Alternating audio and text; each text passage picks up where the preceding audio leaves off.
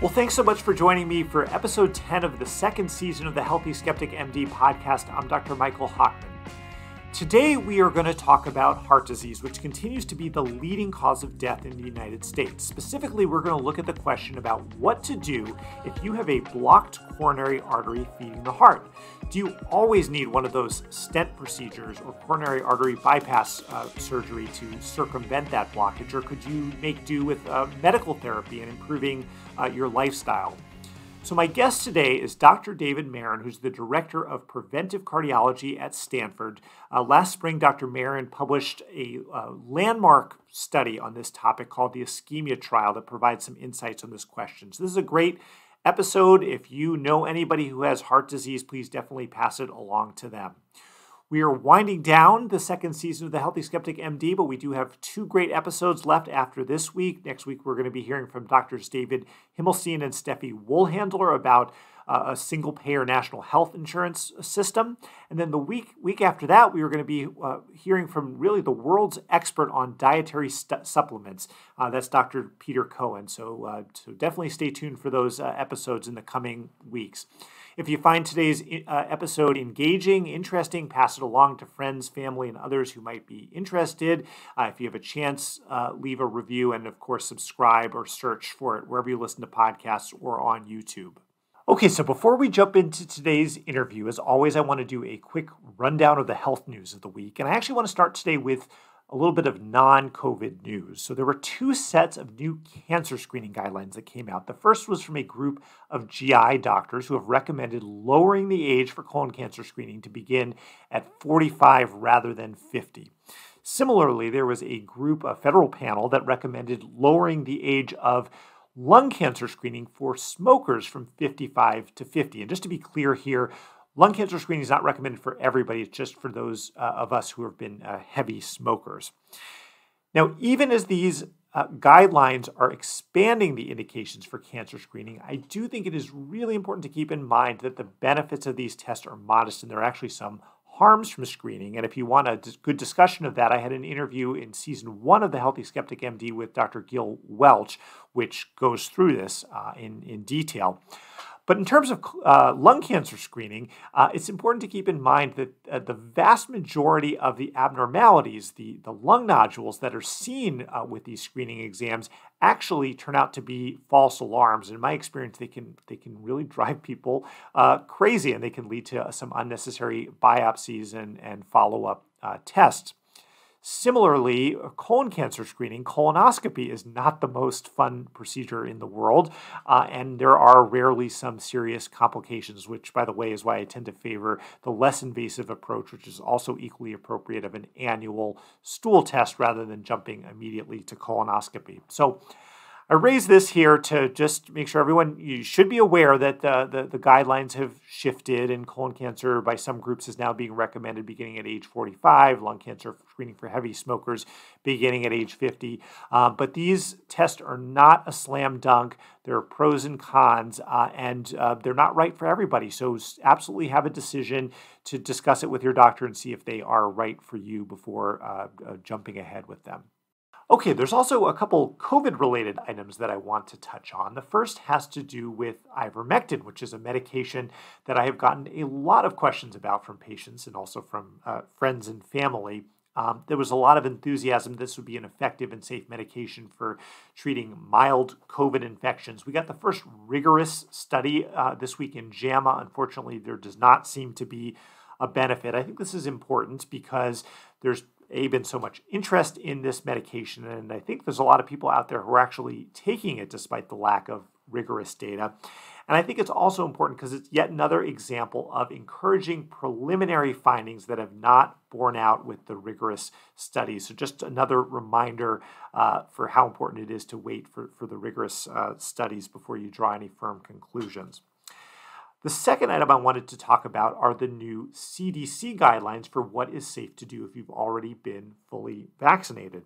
So it's great to see that the CDC is now saying it is safe for us, if you've already been vaccinated, to visit others who have been vaccinated wearing without masks, to be in small gatherings and around other low-risk individuals without wearing masks.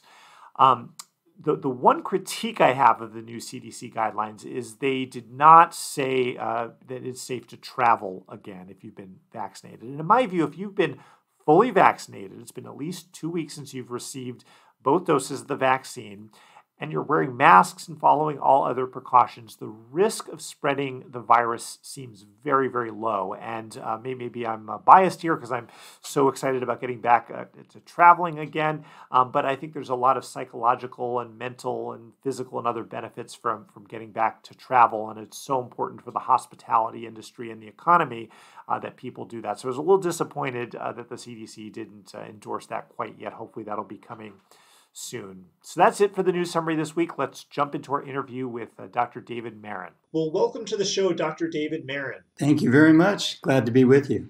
So Dr. Maron is a faculty member professor at Stanford School of Medicine, and he directs preventive cardiology there. Could you tell us what is preventive cardiology? Well, preventive cardiology is the practice of cardiology to prevent cardiovascular events, meaning to prevent heart attacks, strokes, and it's really focused primarily, historically, on atherosclerosis, meaning that process where deposits form inside arteries, but it could be also the prevention of other kinds of problems like heart arrhythmias or other issues. And this is a very important topic because heart disease, I believe, is still the leading cause of death in the United States. So if we can prevent an illness, it's always better than treating it after the fact. And maybe that's a good place to begin, just at a high level. What are the best things that you tell your patients to prevent a heart attack? It depends on, to some extent, whether that patient already has a diagnosis of heart disease, or if it's what we call primary prevention, the prevention of a first heart attack. And you can think of this as focusing on lifestyle issues, such as, and your audience knows all of this, not to smoke, to be physically active, and to avoid foods that promote atherosclerosis and high blood pressure and diabetes. And then there are certain medications that we use to prevent first or recurrent events that have to do with controlling blood pressure and diabetes and cholesterol, and some medicines that thin the blood. Right. And although many of us know all those lifestyle things that we're supposed to do, there's always a gap between knowing it and doing it. And many of us do look to medications because in some ways, in some instances, it may seem easier to lower your risk through a medication as opposed to making the hard lifestyle changes. We recently had one of your colleagues, Dr. Rita Redberg, on the show, and she talked about statin medications, which are some of the best studied for preventing heart attacks, their cholesterol medication. She had a more skeptical take on it. How effective are statin medications for preventing heart attacks? Well, as far as medications go, they are very effective in what they do. And now it depends on how high the risk is of the patient in terms of how much a statin can help. The higher the risk, the greater the potential benefit. Now, in technical terms, if you look at how much the cholesterol is lowered by taking a statin, if your number goes down by about 40 milligrams per deciliter, which is a pretty good reduction, you can expect to get about a 20% reduction in the chances of having a heart attack. So if your cholesterol goes down 80 points, your risk goes down nearly half. So, but if your risk is only 2% over the next 10 years, then it goes from 2% to 1%, which is a really small change. So it depends on how you look at it, and it's possible to really manipulate the statistics to make it sound good or bad. Well, that was the exact point that Dr. Redberg was talking about for people who have not had a previous heart attack or stroke and their risks are relatively low. She quoted a study that was published in the journal she edits that found that you'd have to treat 100 people for 2.5 years to prevent one heart attack with one of these statin medications. And just so everyone knows, I'm talking about like Lipitor, Zocor, atorvastatin, simvastatin, that class of medications. She also highlighted these medications do have some side effects. So muscle aches, there's been some suggestion they might increase diabetes risk. And one of the big concerns that Dr. Redberg had is that when you take a statin, it may provide a false sense of security. So taken all together, she questioned whether for someone who's at lower risk, has never had a previous heart attack or stroke, that 1 in 100 reduction in heart attack was worth the downsides. But what's your take on that? Well, I have a few takes on that. One is, it depends on how long you take the statin. Another, going back to what I said earlier, it depends on how effective the statin is, which is related to the dose that one takes. And another reaction that I have is that the side effects of statins are, in my opinion, much overblown. The gossip on the internet about statins is that, these are really dangerous medications and you shouldn't take them. And I have patients coming into my office who have a strong family history of heart disease. They want to do something to prevent or lower their risk of having a heart attack, but they say, but I will not take a statin. I do not want to take a statin, because they've read, not necessarily from good sources, about the risk of taking statins. And so I want to tell the listeners about a really great study that was published recently in the New England Journal of Medicine. It was a small study, only 60 patients, all of whom had tried taking statins before and stopped because of side effects. And the people who participated in this study were exposed to getting a statin for a month, a placebo for a month, or no treatment at all for a month. So a 3-month study. And there was no significant difference in the symptoms reported. And an analysis of the patients who had to stop because of side effects, 90% of those symptoms were not due to the statin. Another way of looking at this is that 90% of the symptoms that people complain about have nothing to do with taking the statin. Right. We always talk about placebo effects, that people may feel better because they think they're taking a pill. The same thing can happen in reverse, that people may think that they're having side effects when they're really just regular old aches and pains. Well, I think this is definitely an area that needs to be, it's nice to get the back and forth perspectives on this. As a primary care doctor, I certainly have had patients who have reported or felt that they've had muscle aches after starting a medication, and sometimes we can switch them or lower the dose, and sometimes we can't. So this is really helpful as a background, but what I really want to focus on today is the work that you've done about those who have already who have known heart disease and have blockages in the arteries. You did a big landmark trial in the New England Journal called the ischemia trial that we're going to come back to. But first of all, can you tell us, how do coronary arteries, the vessels that feed the heart, how do they get blocked, and how does that lead to a heart attack?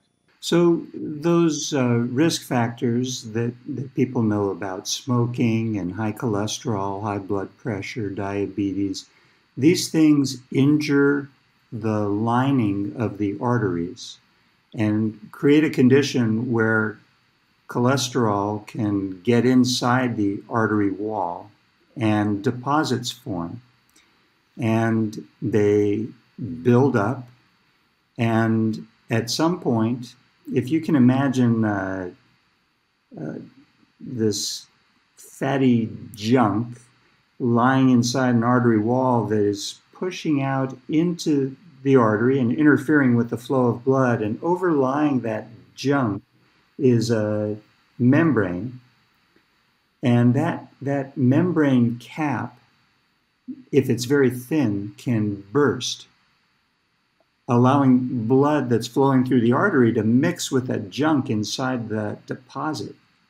And that's what forms a blood clot and obstructs the flow of blood that's going downstream to feed the heart muscle.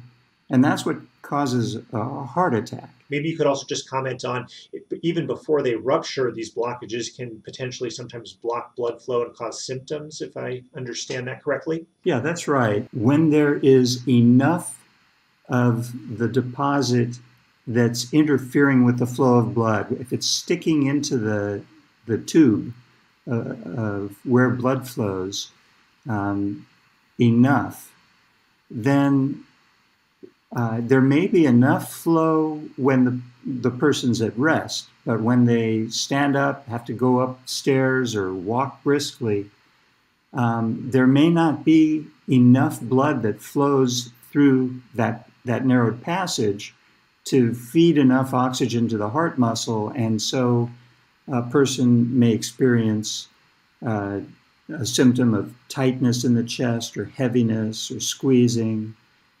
Typically, patients deny it's not pain. It's just a heaviness.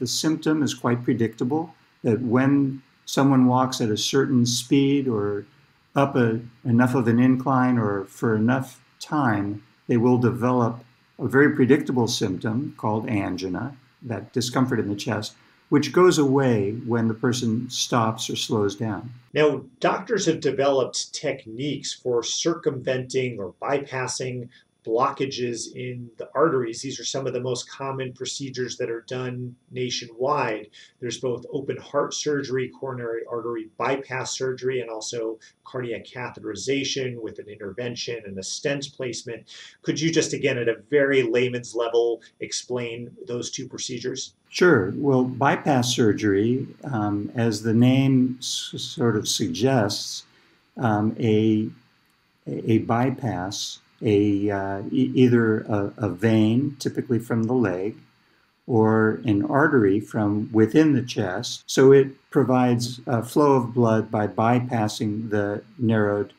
part of the artery.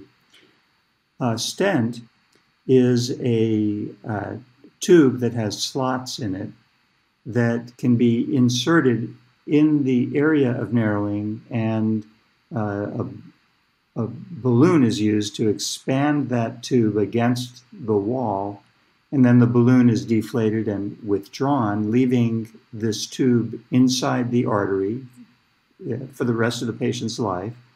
And it props open the artery in the area where it was narrowed. Yep, I think that was a great way of describing it. Just like on a roadway, there's a blockage of traffic and someone comes in and relieves that blockage and the flow of the traffic returns. So as you mentioned before, when someone is having an actual heart attack, when that plaque ruptures, there's a clot that's completely blocking blood flow. It's been very well established that it's beneficial to do one of those procedures, open up that artery, get that blood flow restored as quickly as possible. But the debate comes in with those stable blockages, those patients who have the chest tightness that you referred to. It's called angina. Tell us a little bit about that situation, what patients like that present with, and maybe if you are able, a little bit about how common that is. Well, the typical scenario is that a person develops this symptom, the chest discomfort, angina, may ignore it for weeks or months, but finally mentions it sooner or later to a physician, primary care provider, and the classic scenario is that person is referred for a stress test. And if the test is abnormal, suggesting that the cause of the symptom is a narrowed artery, then typically that person is referred for an angiogram or cardiac catheterization, where pictures are taken of the coronary arteries. And if at that time during that procedure, if there is a clear cause of the symptom or a clear narrowing of the artery that could be treated with a stent, then typically that procedure is performed at the same time. And person will go home that day or the next day. So it seems intuitive that that would make sense in someone with a stable blocked artery to put a stent in to open up that blockage, but it's not as simple as that. There can be some complications from these procedures. So what sorts of complications can stenting trigger? Well, by and large, the stent procedures are well tolerated and are even, as I suggested, can be outpatient procedures. But there is the risk of having myocardial infarction, a heart attack, as a result of doing the procedure. The procedure may be done with the idea that it's going to prevent a heart attack, but in fact, sometimes it causes a heart attack.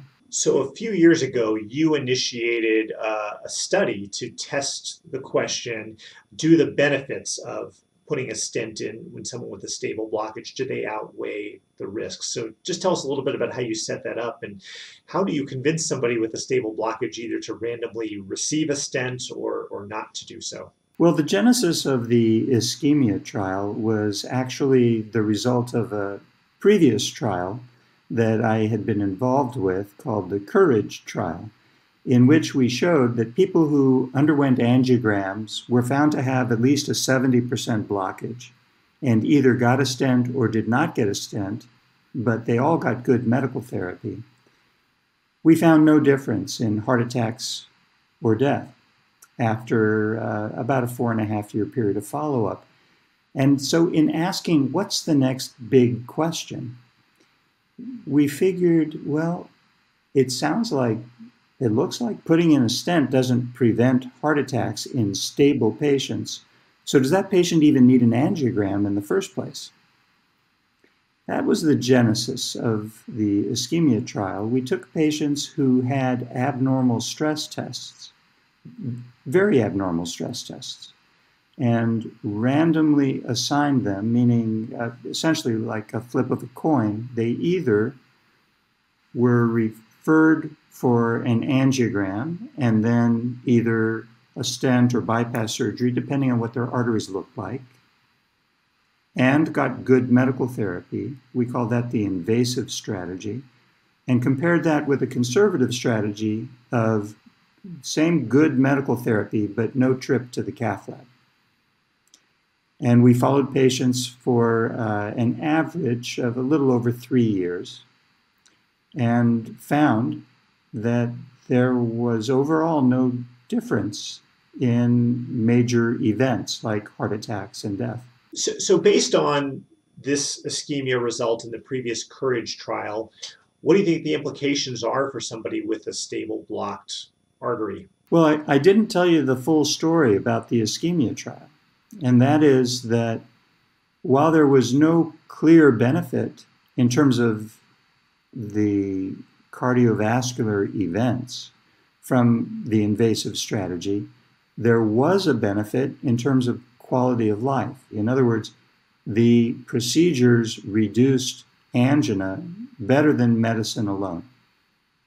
And so there was what the one of the major take-home points is that if you have symptoms that are just not adequately controlled by medication, then you should consider having one of these procedures to improve your quality of life. And it's a discussion that every patient should have with their provider, probably a cardiologist in this case. So would it be fair to say that these stenting procedures in patients with stable blockages, they don't seem to prevent heart attacks, but if you have challenging symptoms from the blockage, then they could have benefits in that situation? Yes, it's fair to say that. I'm tempted to go into a little more detail about some nuances, but that's the bottom line, that that the primary driver in a stable patient to have an angiogram and one of these procedures should be symptoms to improve quality of life. Now, some patients tend to prefer not to have invasive procedures done. Would it be reasonable if you had a stable blockage to try medical treatments first, to improve your diet, exercise, to try to address those symptoms rather than jumping straight to a procedure? Yes, it absolutely makes sense to give medicine a try. Whether or not you end up having a stent or bypass surgery, the medical therapy remains the same. The lifestyle measures to be physically active, not smoke, eat a healthy diet, manage your weight, and to control blood pressure, cholesterol, diabetes.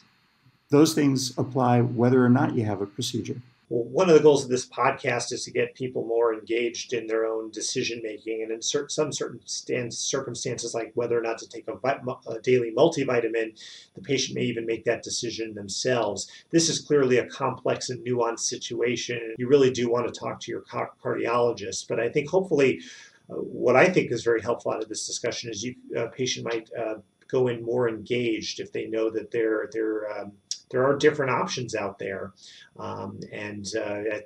there's this idea of shared decision making where the doctor's guiding you and you're making decisions based on your values. So, is it fair to say that this is one of those situations where there may be some opportunities for different approaches and shared decision making? Absolutely, absolutely. We think that really is the take-home point, that we use this information to help patients and physicians decide together, taking into account the patient's values and preferences, what is right for that particular patient.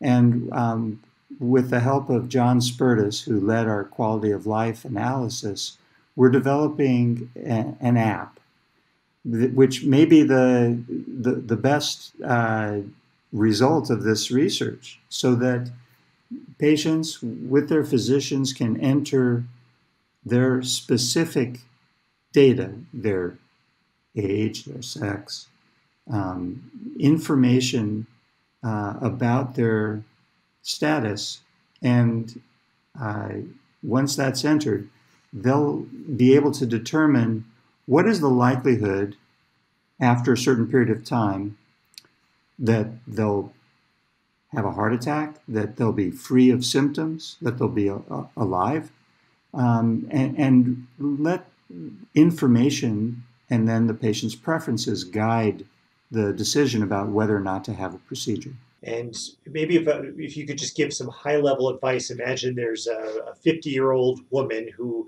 has a blockage in one of her arteries feeding the heart, but she does have some symptoms. So every time she goes up a flight of stairs, she might feel a little bit of chest tightness.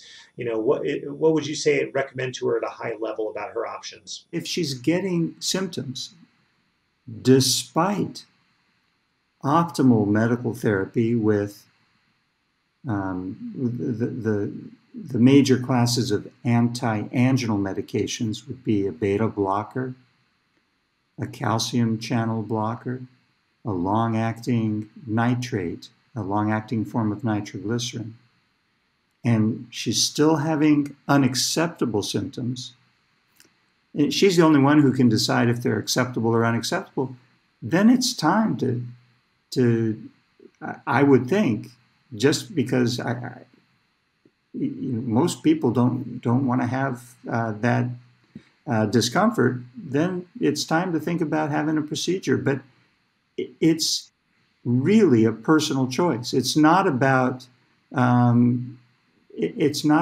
risk of dying or having a heart attack. It's about just a preference in terms of symptoms. Well, what I really appreciated about what you just said is it really comes down to her, and when the symptoms become not tolerable to her, that's when you pull the trigger. And it's there's no guideline or standard or number that can make that decision for any individual person. And I would just add that it's the patient who should be pulling that trigger. I think that's and that actually relates to the last question I'm going to ask you, which is a little bit of a policy tangent related to this work.